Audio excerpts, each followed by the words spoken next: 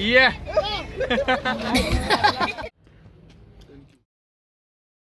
Kigali Rwanda से Ethiopia, Ethiopia से आपका द्वाला कैमरून। और इस ब्लॉग के माध्यम से मैं बताना चाहता हूँ आप सभी लोगों को कि क्या क्या चीज़ें आपके पास होनी चाहिए। कि द्वाला में अगर आपको कहीं घूमना है, कैमरून में कहीं घूमना है, तो आपके पास क्या माइंडसेट होना चाहिए। मुझे उम्मीद है इस ब्लॉग से आपको काफ़ी कुछ क्लैरिटी आपको मिल पाएगी। तो आशा करता हूँ आप लोग एंजॉय करें। Please don't print third page. Yes, this one is my friend Abdul. Thank you. या बाय बाय। या जितने भी रिक्वायर्ड सेट ऑफ डॉक्यूमेंट्स की ज़रूरत आपको ट्रैवलिंग के वक्त पड़ सकती है आपके पास, उसकी हार्ड कॉपी होनी बहुत ज़रूरी होती है। अफ्रीका में ऐसा ही होता है।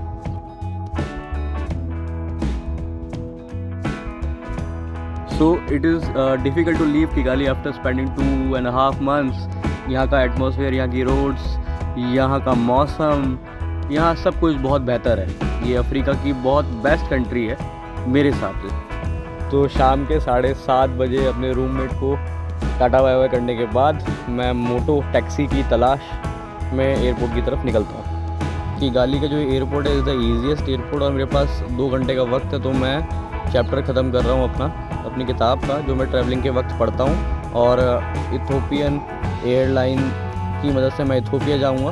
इथोपिया से मैं कैमरून जाऊँगा। 15 घंटे की फ़्लाइट है। तो जैसा कि आप सब लोग देख रहे होंगे कि यहाँ पे बादल बहुत ज़्यादा हैं और आसमान है नीला, उगता हुआ सूरज और मैं गुड्डू रंगीला। भाई जब इतनी लंबी जर्नी कर रहे होते हो ना, सारी क्लीन चीज़ें कर देनी चाहिए भाई। It's okay, totally fine. मैं द्वाला पहुँच चुका हूँ और मैंने देखा कि यहाँ पे वीज़ा वेरिफिकेशन की लाइन में काफ़ी इंडियंस लगे हुए हैं, जो कि शायद जॉब करने के लिए आ रखे हैं। और उसके बाद मैं यहाँ के फेमस रेस्टोरेंट, इंडियन रेस्टोरेंट जिसको बॉम्बे मसाला नाम से जो फेमस है, वहाँ पे गया। यहाँ का एम्बियंस बढ़िया था, खाना अच्छा था।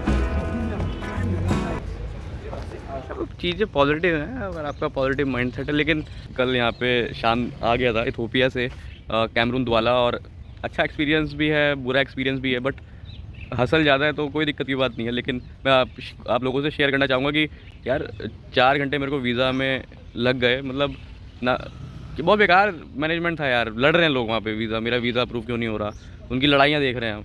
तो बहुत बकचोदी थी। लेकिन उसके बावजूद सिचुएशन को समझते हुए काम हुआ और मैं अपने होटल गया। एयरपोर्ट से होटल जाने के लिए भी मेरे को सही साधन नहीं मिल पा रहा था। यहाँ पे टैक्सी वाले समझ ही नहीं पा रहे साला। मतलब यार सुबह 4 बजे उठ के बड़ी मुश्किल से मेरे को यहाँ की द्वाला एयरपोर्ट की टैक्सी मिलती है। और मेरे को पता लगा कि फ़्लाइट डिले हो गई है। बहुत अच्छा एक्सपीरियंस नहीं कह सकता मैं इसको, क्योंकि कोई नोटिफिकेशन नहीं है यार। बाकी अगर देश की हालत मैं आपको बताऊं अपने नज़रिए से, तो भाई वो इसलिए क्योंकि यहाँ पे ना दारू पड़ी हुई है। सुबह 6:30 बजे का समय हो रहा है, दारू बियर शेयर पड़ी हुई हैं, लोग चिल विल करते हैं और छोड़ देते हैं। तो यहाँ पे 3-4 लोग मेरे सामने आए ग्लास लेके, और लोगों की बची हुई और झूठी बियर को उस ग्लास में डाल के पी रहे हैं भाई, रिलैक्स कर रहे हैं, चिल मार रहे हैं। तो इसका मतलब ये है कि सिचुएशन ज़्यादा ख़ास नहीं है इस जगह की। और ये इंटरनेशनल एयरपोर्ट है और बाहर इतना कूड़ा पड़ा हुआ है कि आप समझ सकते हो कि यहाँ पे अगर आप फैमिली को लेके आने की सोचो एंजॉय करने के लिए, तो भाई आप गलत हो सकते हो। बाहर की चीज़ों को एक्सप्लोर करने के बाद मैं अंदर रिसेप्शन, कैम्ब्रिको फ़्लाइट का जो रिसेप्शन एरिया है वहाँ पे जाता हूँ। तो मुझे लगता है कि यहाँ पे एक सही मौका मिलेगा मेरे को लोगों से इंटरेक्ट करने का, लोगों की विचारधारा को समझने का, फ्रेंच लोगों की विचारधारा को समझने का। तो आई एम विश्वास।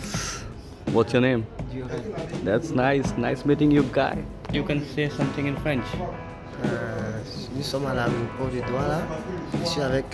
Tell which Indian Bollywood actor you like the most?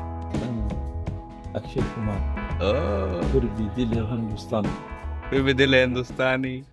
ओ दीवानी दिल कर देगा मुश्किल, किसके सामने की ये जान निकली जाए। अरे वाह। 5 movies. मैं क्लैरिटी अनारी तलाश مستقلان वाओ,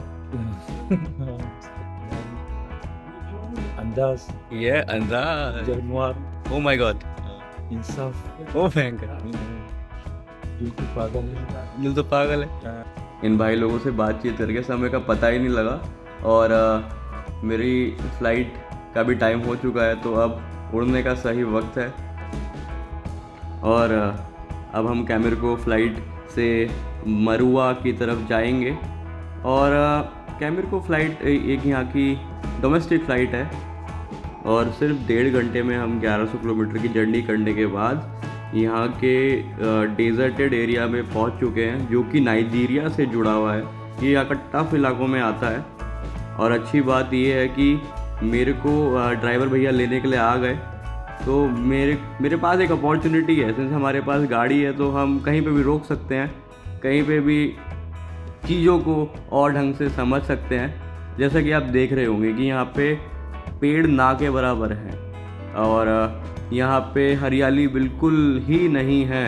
पानी आपको इजीली मिल जाता है। तो ये कुछ इस तरीके से यहाँ का मार्केट है जो कि शाम के वक्त लगता है। और अब हम क्या करेंगे, अपनी गाड़ी को कहीं सही जगह पे लगा के यहाँ के दोस्तों, यहाँ के लोगों से बात करेंगे, यहाँ के बच्चों से बात करेंगे।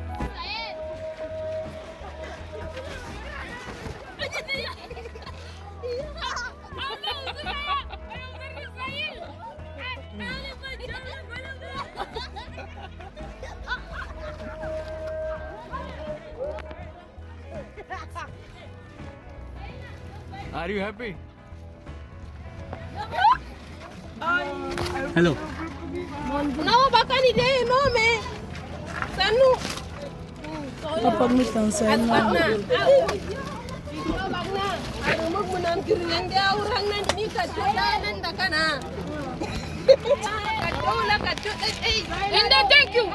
Thank you. Thank you. Thank you. Thank you. Thank you. Thank you. Yeah.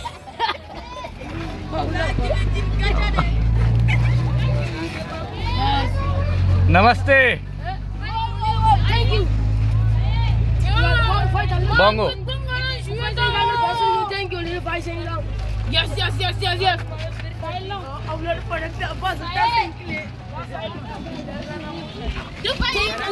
Bye guys. Thank you. Goodbye, Tisha. Thank you brother. Bye bye. Yeah. Goodbye, Tisha. Thank you. So कल रात हम मरुआ से गरुआ आ गए थे। जो गरुआ है ये नॉर्थ कैमरून की एक जगह है जो कि गर्म इलाकों में आती है और यहाँ की सुबह की शुरुआत कुछ इस तरीके से हमारी होती है।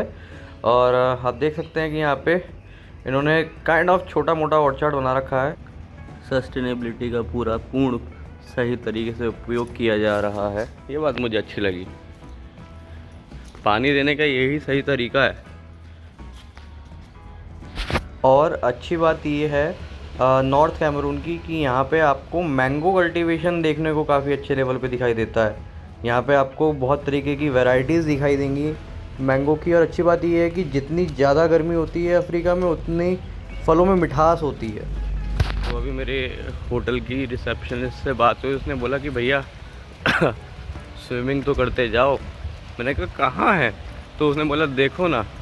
सो thank you to the receptionist कि उसने मेरे को बताया कि आप भैया वहाँ ज़रूर जाइएगा।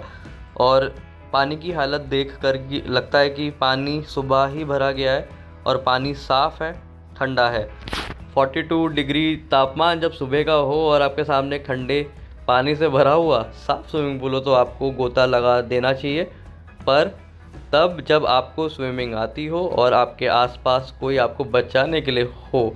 स्विमिंग करने के बाद टमाटर, केले, पत्ते, प्याज और सब्जियों की भसड़ प्लेट पे आपको परोसी जाए और आपके पास कुछ और ना हो खाने के लिए तो आपको यही खाना पड़ता है। वेज डाइट अफ्रीका में ऐसी ही होती है। सो पूरी सब्जी मंडी को अपने पेट में महसूस करने के बाद जो ताकत मिलती है वो आपको सीधा बैंक लेके जाती है। और अब हम यहाँ पे बैंक में जाकर करेंसी एक्सचेंज करवाएंगे। सिंस हमारे पास US डॉलर्स हैं तो जितने भी हैं उससे हमको इतना पैसा मिला है आज का। और अब हम जू जा सकते हैं। यहाँ पे गरुआ में जूलॉजिकल नेशनल पार्क है जहाँ पे हमको जानवरों से मिलने का सौभाग्य प्राप्त होगा, जिसके लिए मैंने एक सेपरेट वीडियो बना रखी है, आप जाकर देख सकते हैं। जूलॉजिकल पार्क से होटल जाने के वक्त हमको एक बोर्ड दिखाई दिया, आई लव गरवा सिटी। ये ट्रेंड इंडिया से ओरिजिनेट हुआ, आई डोंट नो। सो हमने यहाँ पे फ़ोटो खिंचवाई और फ़ोटो खिंचवाने के बाद रास्ते में हमको कुछ साथी मिलते हैं जिनके पास एक भारी माला है जो कि लोहे की है, और उसके बाद हम अपने होटल जाते हैं और यहाँ पे टाटा बाय बाय करते हैं अपने दोस्तों को, और ये मेरे को एयरपोर्ट पे छोड़ते हैं, गरुआ इंटरनेशनल एयरपोर्ट।